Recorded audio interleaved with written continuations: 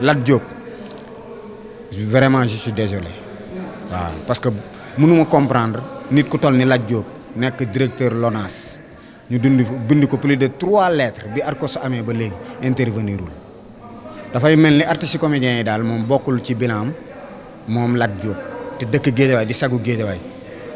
ñun de wax dëgg yàlla sentiruñu sax sa nekk autorité biir Guédiawaye sentiruñu sax sa nekk autorité biir Guédiawaye nekk nga fi LONASE ba jóge fi amaloo ñu njëriñ amaloo ñu benn njëriñ parce que amoo benn intervention boo xam ni def nga ko ci Arcos bu Guédiawaye ñetti lettre buur géwal mi ngi may dégg KS laay waxee maa ko woo demaat LONASE mu ne ma ngir yàlla bindaatal lettre mu bindaat lettre yóbbu ba jusqu'à présent ba fii ñu koy waxee bañ folli ko amul léegi nag dem na sport xam naa day gën a sax am lay waaw mais autorités yu mel noonu daal genre defin woowu vraiment je suis désolé teg leen ko ci suuf ndax artistes comédiens yi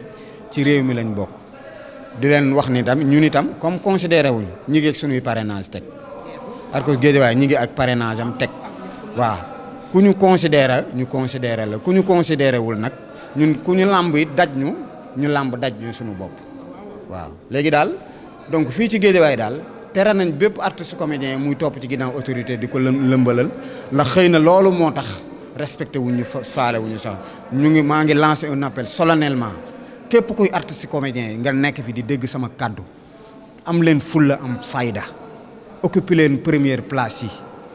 bu leen nangoote fenn ñuy def costume cravate nekk ci ginnaaw ngeen di dem di lëmbal wala bu ngeen koy def ngeen di ko def dignement ñu del fay li ko jar ngeen koy def bu ngeen paree ngeen dellu seen place ngeen toog seen place il est temps que ñu def démonstration de force commencé ko fii ci Arcos fii ci département de Guédiawaye def ko benn démonstration de force nationale Cheikh Mbacké président Guédiawaye moo ngi koy lancé un appel bëgg considération nag sur le plan national et international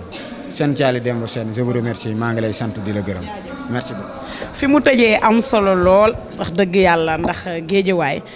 autorités yi mënuñu fi nekk bëri fi waaye Guédiawaye artistes yi bu ñu soxlee comédiens yi sax laay wax famille théâtre bu ñu soxlawee